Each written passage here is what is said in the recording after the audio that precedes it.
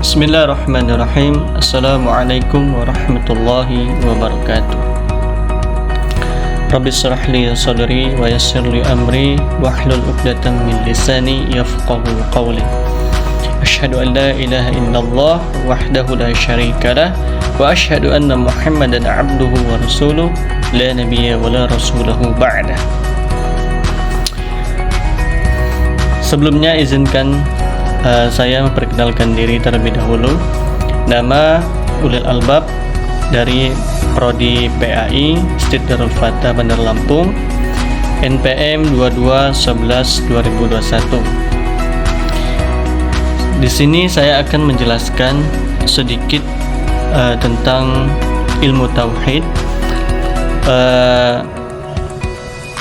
dengan singkat, padat, dan juga jelas insyaallah.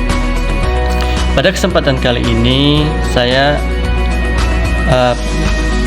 kita memahami bahwasanya ilmu tauhid adalah ilmu tentang keyakinan dengan mengesahkan Allah Subhanahu wa taala, yang mana keyakinan ini yang dipegang teguh oleh seluruh umat Islam yang ada di muka bumi ini atau yang ada di seluruh penjuru dunia.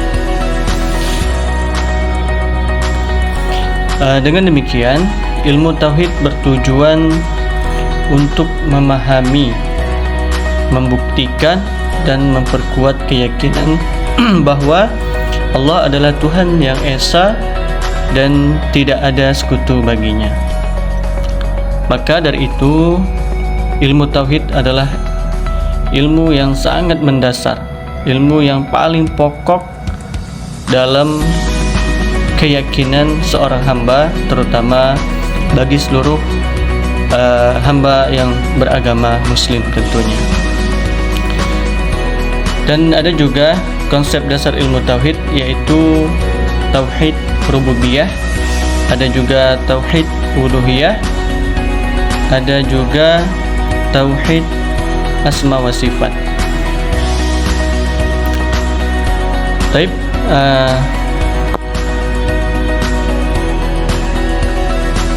tauhid rububiyah ini berarti meyakini bahwa Allah adalah satu-satunya pencipta atau pemelihara yang mengatur seluruh alam semesta. Tidak ada makhluk atau entitasi lain yang memiliki kekuasaan atau kontrol atas ciptaan sebagaimana Allah. Segala sesuatu yang terjadi di alam ini adalah atas kehendak dan kekuasaan Allah. Itu adalah pengertian tauhid rububiyah. Berarti tauhid rububiyah adalah bagaimana kita benar-benar meyakini apa yang terjadi di muka bumi ini atau yang terjadi di alam semesta inilah terkhusus secara umum. Bagi kita yang meyakini adanya tauhid rububiyah, yaitu meyakini bahwa Allah adalah satu-satunya pencipta atau pemelihara dan yang mengatur seluruh alam semesta ini, tidak ada makhluk atau entitas lain yang memiliki kekuasaan atau kontrol atas ciptaan, maka insyaallah kita termasuk dalam golongan hamba yang bertauhid secara rububiyah. Tauhid uluhiyah, melibatkan keyakinan bahwa hanya Allah yang layak disembah, dan tidak boleh ada ibadah atau penyembahan kepada selainnya.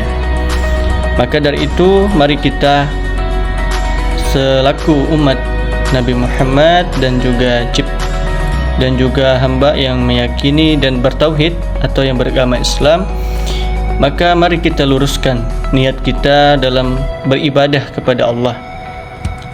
Hilangkan keyakinan-keyakinan atau apa-apa saja yang bisa meragukan keyakinan keimanan kita kepada Allah. Dan ada juga tauhid asma wa sifat. Tauhid asma wa sifat adalah tauhid asma wa sifat. Dalam bagian ini, umat Islam bahwa Allah memiliki nama-nama yang indah, Asmaul Husna, Dan sifat-sifat sempurna Allah ini menekankan bahwa tidak ada satupun makhluk yang dapat menyamai sifat-sifat Allah, yang mana Allah itu adalah zat yang memiliki 99 nama yang indah, dan Allah itu memiliki sifat atas namanya tersebut. Contoh, Allah itu memiliki nama Ar-Rahman yang Maha Pengasih, Ar-Rahim yang Maha Penyayang. Nah, Allah tidak akan mengingkari atau berdusta atas nama yang Ia miliki. Dan apakah itu semua akan dibatalkan atau tidak? Bisa terbatalkan dengan cara kita menjauhkan atau mendekati kesyirikan. Karena syirik adalah tindakan menyekutukan Allah sehingganya kesyirikan ini adalah dosa besar dan juga dosa kecil, yang mana tindakan ini bisa bertujuan untuk menjauhkan atau kekurangan kepercayaan kita terhadap Sang Khalik atau Sang Pencipta. Secara keseluruhan, ilmu tauhid adalah dasar keimanan dalam Islam. Pemahaman yang kuat terhadap ilmu tauhid membantu seorang muslim untuk menjalani kehidupan yang sesuai dengan prinsip-prinsip Islam dan menjauhi perilaku yang dapat merusak keesaan Allah. Dan perkembangan masa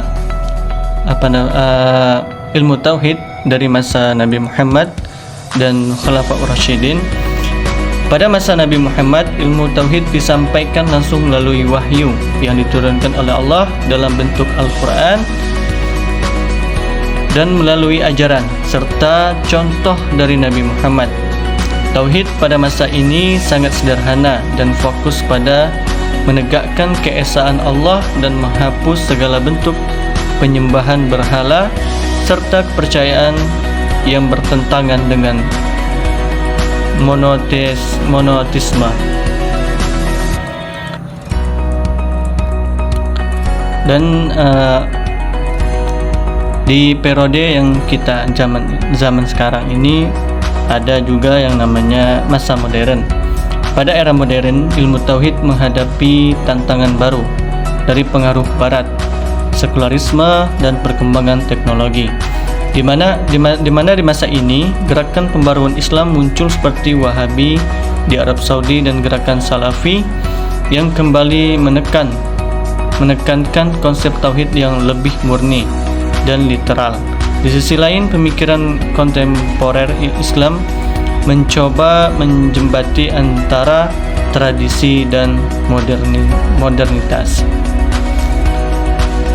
Secara keseluruhan, perkembangan ilmu tauhid mencerminkan dinamika sejarah dan budaya Islam, sementara prinsip inti tauhid tetap konsisten, keesaan Allah dan penolongan terhadap segala bentuk syirik, pendekatan dan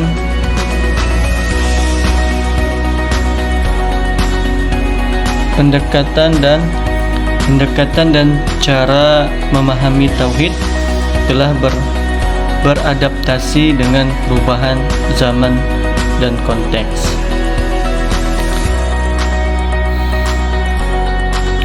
Maka dari itu pesan dari saya yakni apabila kita ingin menjalani kehidupan ini, maka menjembatinya hanya dengan ilmu. Bagaimana cara kita mendapatkan ilmu atau menjembati kehidupan ini dengan ilmu? Salah satunya yang paling utama yaitu melakukan diri kita sadar dan kita akan terdorong untuk menuntut ilmu kepada ilmu-ilmu yang insya Allah menurut ilmu yang benar gitu. Jadi Jangan sampai kita menuntut ilmu atau belajar ilmu dengan ilmu-ilmu yang salah atau tidak ada landasan ataupun tidak ada landasannya atau tidak pernah diajarkan atau yang dikerjakan oleh baginda Nabi Muhammad SAW. Mungkin hanya itu yang dapat saya sampaikan. Kurang dan lebihnya saya mohon maaf. Apabila banyak kesalahan dalam penjelasan, saya mohon maaf. Dan kepada Allah saya mohon ampun. Wa akhiri kalam wa billahi taufiq wal hidayah. Assalamualaikum warahmatullahi wabarakatuh.